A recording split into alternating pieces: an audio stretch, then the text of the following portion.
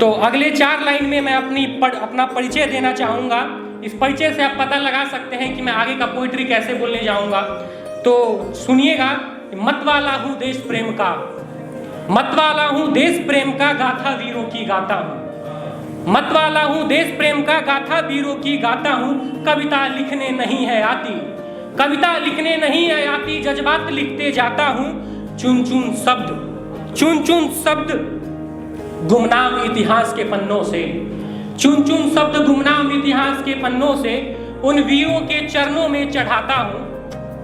चुन चुन शब्द गुमनाम इतिहास के पन्नों से उन वीरों की चरणों में चढ़ाता हूँ। कर अर्पित इन फूलों की माला उन रणबांकुरों के चरणों में, कर अर्पित इन फूलों की माला उन रणबांकुरों के चरणों में, मैं अदना सा प्राणी धन्य धन्य हो जाता हूँ।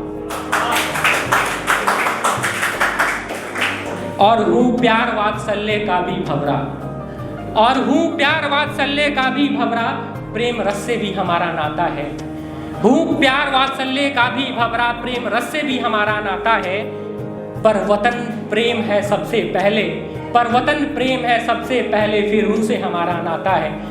और मेरी आज की पोइट्री का जो शीर्षक मैंने दिया है, गुमनामी बाबा और सरकारी छूट। हमारे देश के एक बहुत ही महान क्रांतिकारी हुए सुभाष चंद्र बोस, जिनके बारे में आज तक बहुत ही र्यूमर फैलाया गया है। और मैं सोचता हूँ कि मेरी पोइट्री के अंत तक बहुत सारे र्यूमर आपके क्लियर हो जाएंगे।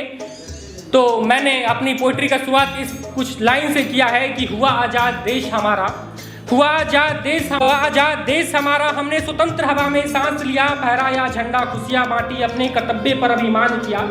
लिखा गया इतिहास वीरों का, लिखा गया इतिहास वीरों का, कुछ किस्से अधूरे छोड़ गए। लिखा गया इतिहास वीरों का, कुछ किस्से अधूरे छोड़ दिए। कोई बन बैठा प्रधान देश का बागडोर हाथ लिया। पर आजादी के वीर गाथा में, पर आजादी के वीर गाथा में हमारा नायक खोया था, पर आजादी की वीर गाथा में हमारा नायक खोया था। क्या आजादी की वीर गाथा लिखने वालों का ईमान सियासत के सेज चढ़कर सोया था? भुला दिया इन्होंने क्रांति वीरों की कुर्बानी, मदमस्त हुए सियासत के अंधों पर अरे कोई जाके इन्हें बताओ कि आज़ादी की डोली उठी थी सुभाष चंद्र बोस, भगत सिंह, बिस्मिल आज़ाद जैसों के कंधों पर।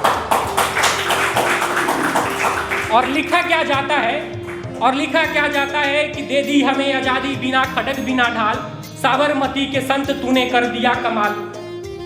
मुझे महात्मा गांधी जी से कोई दिक्कत नहीं है, बहुत ही महान, बहुत धनवान आदमी है, बहुत ही अच्छे व्यक्तित्व थे हमारे आज़ादी की लड़ाई में। लेकिन मुझे इस लाइन से बहुत दिक्कत है, जब लिखा जाता है दे दी हमें आज़ादी बिना खड़ग बिना ढाल, साबरमती के संत तूने कर दिया कमाल।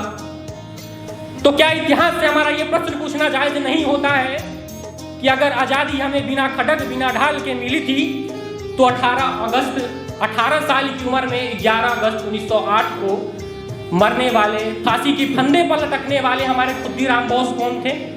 13 अप्रैल 1919 को जालियांवाला बाग में मारे गए हजारों भारतीय कौन थे? 23 मार्च 1931 को फांसी के फंदे चूमने वाले हमारे भारत के भगत सिंह, राजगुरु और सुखदेव कौन थे? इतना छोड़िए, इनके बावजूद भी 26,000 इंडियन नेशनल आर्मी के मारे गए सैनिक कौन थे? आइए अपने कविता को मैं आगे बढ़ाता हूँ। तो इस कड़ी में मैंने आगे लिखा था कि तो उन गुमनाम कहानियों में से ढूंढ के एक चेहरा सामने रखता हूँ, तो उन गुमनाम कहानियों से ढूंढ एक चेहरा सामने रखता हूँ, जिसे देश नेताजी सुभाष चंद्र बोस और जिनको मैं अपना नायक कहता हूँ, अद्भुत कौशल बुद्धि प्रखर वीरता के सार थे, अद्भुत कौशल बुद्धि प्रखर वीरता के सार थे, दूरदृष्टि रखने वाले आज़ादी के नाव के अनोखे ये पतवार थे। और आगे की चंद पंक्तियों में आपके बताऊंगा कि सुभाष चंद्र बोस ने क्या नहीं त्यागा। आओ पहले त्याग बताऊं फिर समर्पण दिखलाऊंगा, आओ पहले त्याग बताऊं फिर समर्पण दिखलाऊंगा। प्रज्वलित एक दीप नाम नेताजी के, प्रज्वलित एक नाम नेताजी के तुम्हारे सीने में छोड़ जाऊंगा। तो त्याग देखिएगा कि सिविल सेवा 4th रैंक छोड़ दिया। सिविल सेवा में उस टाइम के जमाने में सिविल सेवा में सुभाष चंद्र बोस का 4th रैंक आया था, उन्होंने छोड़ दिया। बापू ने बोला हम लड़ेंगे अंग्रेजों के साथ वर्ल्ड वॉर 2 में, बापू ने बोला हम लड़ेंगे वर्ल्ड वॉर 2 में अंग्रेजों के साथ। कांग्रेस का प्रेसिडेंसी छोड़ दिया। और जब उन्होंने देखा कि स्वराज का हिंदुस्तान ऐसे नहीं बनने वाला है, नेताजी ने अपना देश छोड़ दिया। देखा जब नहीं बनेगा सपनों का स्वराज, ऐसे साहब आजादी के लिए अपना वतन भी छोड़ दिया। और बदले में हमने उनको क्या दिया? एनसीईआरटी में चंद लाइंस। तो पहले पेशावर, फिर काबुल, मॉस्को, बर्लिन, फिर हिटलर पर फिर गठन हुआ आईएनए का। पर इतने पे न वो रुकने वाले थे। अरे अद्वितीय मेधा रखने वाले हमारे नेताजी आजादी के ऐसे मत वाले थे। पर बताते हैं ये बिके कलम से इतिहास लिखने वाले, कि नेताजी 1945 में हवाई घटना में मारे गए। तो चाचा ये ब्रिटिश कॉलोनी के खुफिया विभाग की उनके पीछे मारे गए। अरे मन क्रोध से भर जाता है जब किस्सा उनके अंत का सुनता हूँ। मन क्रोध से भर जाता है जब किस्सा उनके अंत का सुनता हूँ। सोचता हूँ क्या यही एक वीर के अंत का विधान था? विधाता के संविधान में क्या यही वीर के अंत का परिधान था?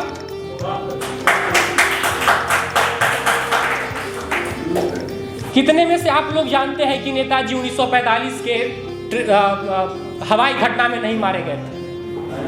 नेताजी का असली डेथ 16 अगस्त 1985 को अयोध्या के सरयू नदी के किनारे हुआ था। लोग उन्हें गुमनामी बाबा के नाम से उस टाइम जानते थे। तो मैंने लिखा था कि जब नेताजी के सपनों का स्वराज संवर रहा था, वहीं सरयू नदी के किनारे अयोध्या में नेताजी का चीता सज रहा था। गुमनाम हो गए वो वीर हमको हमें आज़ाद करवाने को, और हम शायद भूल बैठे हैं अपने नेताजी के कारनामे को। तो हाथ जोड़ कर कहता हूँ एक हाथ दिल पे धर लेना, मेरे यारों पल भर खातिर वीरों की कुर्बानी याद कर लेना। और आखिरी लाइन कहूंगा कि जो जीत सका वो जीत गया, वही वीर सुभाष था। जय हिंद, जय भारत। नेताजी सुभाष चंद्र बोस अमर रहे।